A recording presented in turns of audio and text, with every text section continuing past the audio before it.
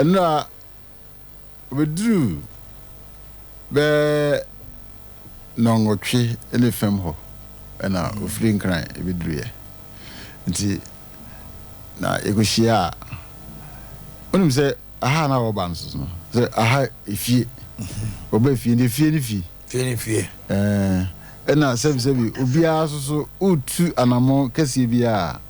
As I said, Okobo, Obusian for money. Our boy, mamma, no papa money. Say, Ube Warakra, Ubo money. No Maka job. Indeed, not a Obano, a man you may say, or Cochia, Nura, and then the papa.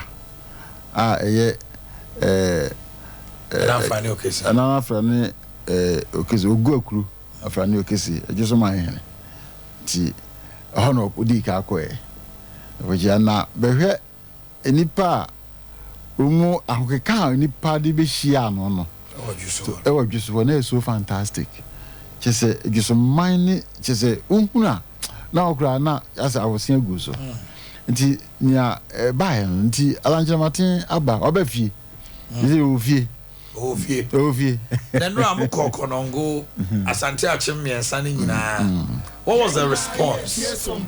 So say Ebimo every said na moko super delegates conference I don't know share the entire team no sir.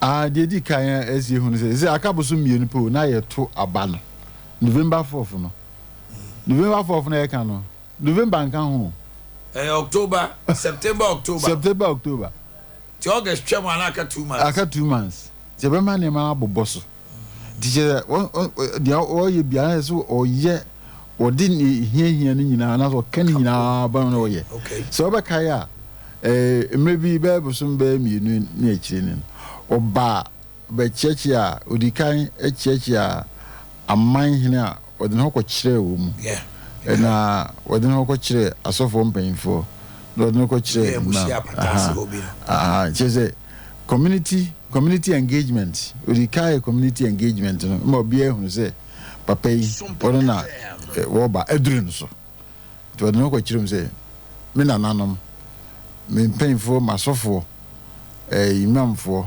se Ghana ha de omu nyina ka ho na ya kikire o man no ti se me ba be tua na mo bi se ya me ndimi nyimu mfirim me de mo ba kire mo ena o no ba kire o mu ena ofi ho no ena esese oba ena asena duane hini no obehwe se de duane hini nsitie cuz dia bia se ni hini ni ahode na forget it na party we so si ho ni hini ni polling station for no executive omni party ni hini and so twa wo mu ja na se na oto masaram na se wo ja wo mu ba na se wo ya de bi na se wa mo mama ne amfa woni suade hunu a esi wani so ani die se o mo ani die se o ma ma wo mu a na wontimi nko wozom kan so ma nko a wontimi nko ti na se o mususu no o ba o ma nti na wa ba no na sa wo kan se are na de die ni no anya no se bebre no aso e wo hwa se bi si ehia constituency executives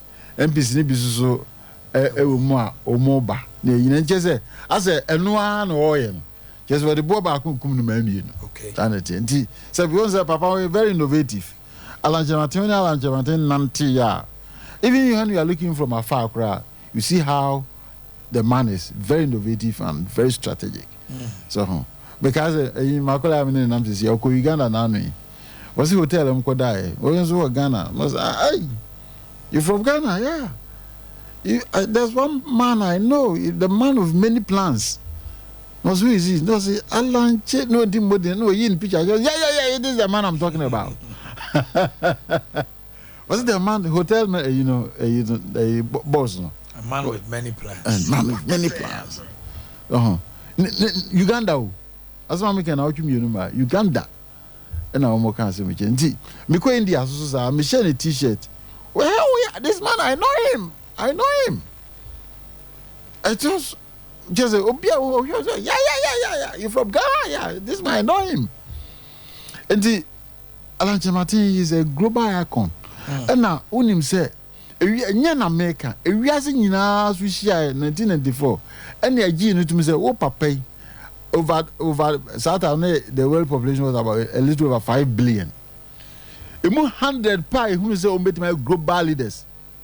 ana Bill Gates mi na aka ho no na Allan Chematen ka ho enti che se enye me nam te ha make kan was Times magazine ewiase nyina Times magazine a sport for something like that there ewiase nyina na ka yes what do I say nti nyam nam te ha make kan ewiase nyina na hu that say papa we ade e wo mu no se nyame mmoa na ntimi ehu ntimi ntodwa enwie Africa has say bia beko bia no awon ti Allan Chematen kan ho no because of nyuma awo ye ne say was ya boa Enterprise Africa or the East Africa we could be nyuma bebre nyuma de ba kromo na nya agro ene okromo say so nipa bebre be dia dance say Allan Chematen initiatives any influence ena am mu gina ba bi o mu gina say no businessmen ni bebre okay we mu training o mu nya e protect training me say me protect member training nya ye no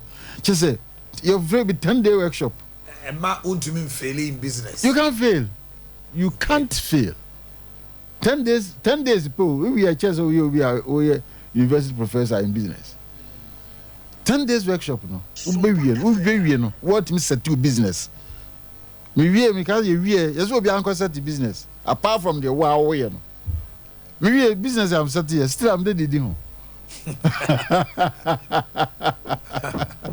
me dey ho business what do I say and the sanity Allan Chematen the Yakobon de amano the ne bresu ni say obedi o man so if you say so hwe bibia ya hihye bia besu say indeed this is his time bibia wo fa the presidential sequences na bani nyina say wo hwe party mu a ta kobase ne obeto so mienu bia ro na be di president Kofo ne Edubuahin we mu call first one no you know the author so 3 but suffered in the third second but the business not no home fan do the amba by virtue of that he came second you to abandon odi na Akufo-Addo so ene na Akufo-Addo the second na president Kofo me kwa ansa no aba na example in the 2007 year to abanzo Allan so eto so mienu na Akufo-Addo share president Kofo boshenum ne prophecy no kan me kwa ansa no said o papa Kofo ka kire me say me meba obekwa ansa no maba no wo so obedi me Allan you follow me na Akufo-Addo no enu asem we die o kan legon Allan you follow me enu na eduru so no they can say eduru no so a enema mienu eduru no so because so share the spirit of the party no a eduru no so ampa said the nhye ni sisi no ene said the babia o man so asihye ababeduru a president Kofo ba ya o the national health insurance ne man no omukwo free maternal care ba ya ye ba wo nkola no ana na Akufo-Addo ba no se nkore wo mu breni ntimi me fu wo nko school nkola no mu ni o wo nkora no ani wo na we school a wo de o mu to ato wo mu de ye wo mu free wo mu go school free ye be bia nyuma so mo manya bia ye Allan so be bia nyuma mo mu free Allan so be bia nyuma mo manya bia ye no mu so ho ato nya se wo be di life 5 years na no manya nyuma ye enti hwe aye no so no e kire se drugs because papa no wa hye se wo ba enyuma sem de we ye bi dada ni PSIs ni 1D1 for di ba enyuma etima kriti ene wo no aba no be som se menam na de me ye adwuma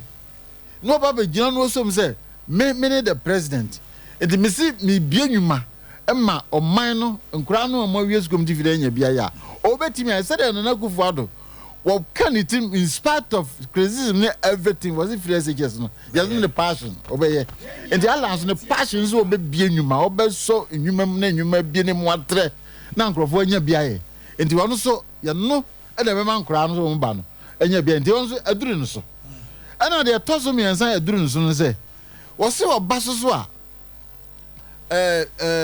police station executives ni nyina no oba ba hwe kwa obefa so a obia benya bibi obetima tue obia ka in a certain form and we mo so akodi police station executives over 200,000 omo tu a bebre no je se enfie nan e no obia be 200 ashosman abosman man say ye e betwam tibuso aduru so and na busu bia wanya kora benya 100 cedis bia we talk credit And a woman mutifia, Benfono, dear Yan so besum partia, Obo who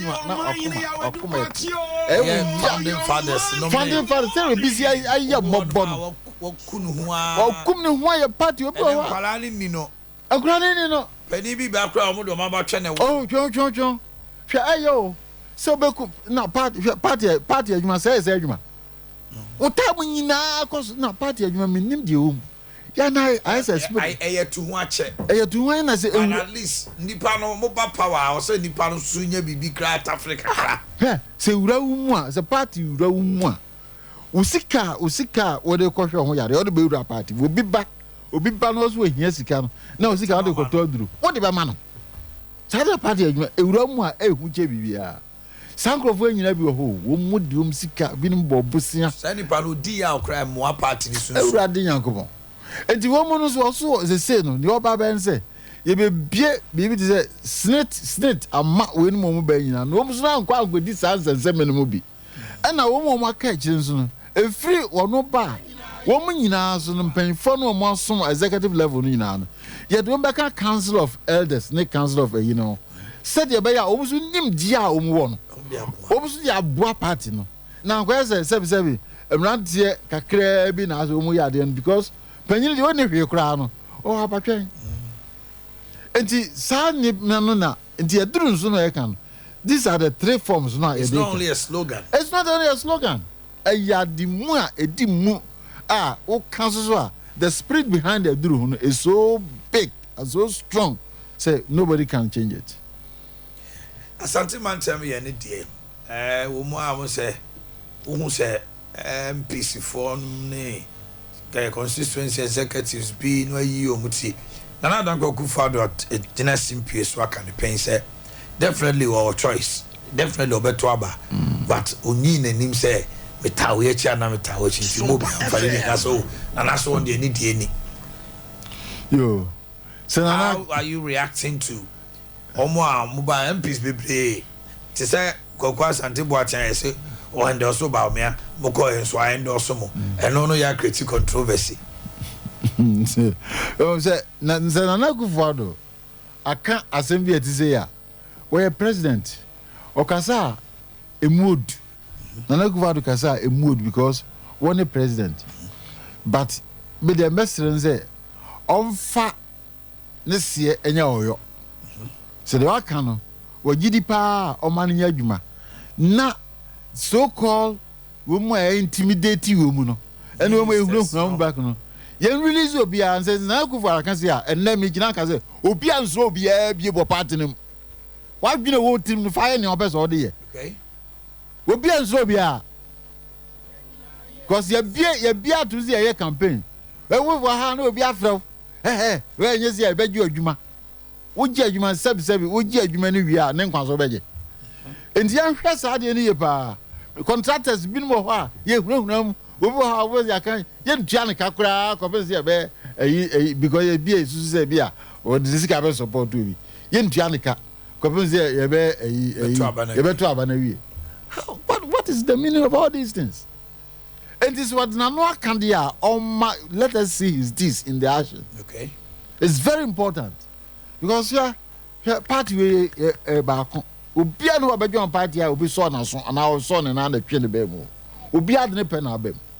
Because then you gidi say party no hono. You two parties here they win elections. Not yet they actually on mine. That's right. And you are being parochial interest in going to that. So by our man with my calling him, no man to make Jan and also. Now your money and none so bar. Uma man be as sebi, and I'm no man cause for. And I think you chichi of mine Crawford do more room. You bet me to minus see way. You fast a democracy never call. And here democracy near your dear. Yampe autocracy be our chair. So autocratic, similarly autocratic, any pulling people behind and those things. No. Any phone call, text message, hey, why you see a baby say no? Obia Zobia, Nanokas, Obia Zobia, yes, Zobia, Obia Zobia, Obia, you know, the oil, best oil, or you know, no, ye, or from Wallan, Martin winner. Now support to a bit is Allan, Martin, no, but when no be president here. Onya Bonibia. You be proud of yourself, Krause. Who vote back when the Allan Martin be president? Nti obi ansro bia. Yes, Robia. And I found out the money. Okay. And then nichire adanse. Adanse. And na ne ye wo Asante Achim. Asante Achim. Asante Achim enipa ba ho no chese na nya agro. Na kas e firi ho no na e ba Kumawu si shia 3 constituencies. Kumawu Afram Plains na Afijase. Yes so na nya agro na ba asotwe. Friend e ba asotwe be hwe adwo so ni dwabenfo. He late kakra because kwanu no ba stops ne I have engagements in those things. He late kakra. But bibia ko we but I mean take this opportunity so na yenu anu a na e bia omo nema kakra anko in terms of transportation enwumre no na binum di ya kakra no yempa we so yempa omo nyina a chew say e we say ayie we dia obi anu aye yi amna perfect da eduru bia aha nti bibi beto sini kakra bibi to sini kakra mo fa nche munni Allan nche maten ho donti munyi ya obi anfiri mu na mo nto aba no ma munni Allan kojo kire maten na o me president na yanchichiro me no me nya no mfa no ntoma pemfra ndi na efiri ho a ye kwa dance ne ye oboase fomina ai oboase we say we have no mako make ani ko ye ni fendie na ne en nkadi ayo I think I have it. I should have it here. I think I should have it here, maybe. Yeah, and day 2. Day 2, from Obuasi East and Obuasi West. They be shawo. Obuasi West and Obuasi Pentecost Church. Na mo kwa dance asokwa. Ni odubiase na fomna. Eno no mo ye no adanse asokwa na adanse asokwa park. Adanse asokwa ho ye ne park no so. Park no party of the wo Dotobri be kwa ni bosomtwe mo kon mabo. Ni abisha be kwa Pentecost. Be kwa Pentecost. Na Pentecost for wo maboa mo pa o. Onya agro. Because meetings are my any bebre from mo candidates nyina no. All the candidates Pentecost Pentecost asafo. Say the man here standing says Pentecost, we cannot deny the fact that they are the fastest growing church in Ghana now. Yes, they are the leading 3.something million. Yes, and now even with the recent statistical data, population, they are over 3.4 million. Yeah. Hey, and now on the Pentecost for you now to Abama. And oh yes, yes, because they have a big stake in the scheme of it. And I think they should also have a say. Yeah, of course. So Pentecost focus on pay now see on your mouth. Wow. So now wow. Over 5,000. Yes. 5,000. And I think it's a good strategy. A good strategy. Yes, yes, you know for S3 na PC. Because Oka Boma just meeting nipa 3 no constituency and 5,000. It's not about we a day no what share about 15,000 no. Yes, which is huge. Yeah, huge. Now the only say there's some money here na buane say a proper party no man Kenya ba party Kenya ba party dance for obi ohun we ache hey go yes e boapa na wo mu a wo mu nye delegates gra no ka we free bus we free ba no mo kwan ye say MPP for wo mu go meeting e dey meeting ye wo mu go share lunch na matin enti wo free e chiri say no say bi no free obogu ene e chira kumpesa so ma kumiso no mba ya ba ena agogofo nso chirechire onyina nso ba nto mti bus mo mba nyina no enkrofo bisa na bus bi ko bus me fa area of for some time we say MPP for ene se party no ho den e wo ho ndi no nso obukeka no ti aboa na ya sha se ara enkrofo yi no we fit na bi no say ye pay ade afuo nti na ye but we am far more expensive than is that we constituency by constituency no ko cars ya obe use nko an ya agro amunyina ba be hia na yi no enti aboa pa na say e kan one say Pentecost and I say the Christian community no a strong community yɛmfa wo musu niagro yɛmfa wo niagro kra because wo betime decide say be mo win election and be mo lose. Oh yes. It is onya candidate here Christian community no better na chia 71% no better na chia e dey na so okototwene na akova de foforo. It is so important ba na Pentecost also show something as say o magi ade nyina well not that mefans we won't be man so support but they have made available their spaces sabi wo munye ka program ya koko dura wo instruments ni me use gigi nyina no wo munye efekwa di nyamisha mo Pentecost we nyamisha mo ba na maboa ma munu ala nkyere maten so wonya a lot space user na mo fam numbers no ene mo so fo nyina so meta na chi hallelujah. Amen. And to Mr. Amoah, I just cried no corner or quack with the Jumana. Hallelujah. Amen. Bye bye. So say me Pentecost Bremai me offer no ebesi nzu me offer si ni. Oh okay. Enti ye ni efie na na say ni ebibia ndi first ana akasa no ano mbo nse no ye no na ye nyina na yi ye ne ye se nkola mo ye sa ne ye so ala ne ano de asoma ne ye de ko ne ye akwa kwesi ho banjo ni nyina na me ko Pentecost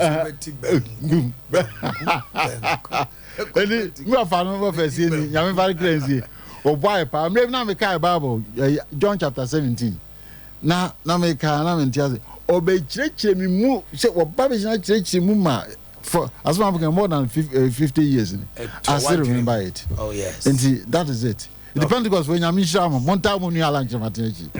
Amen. Hallelujah.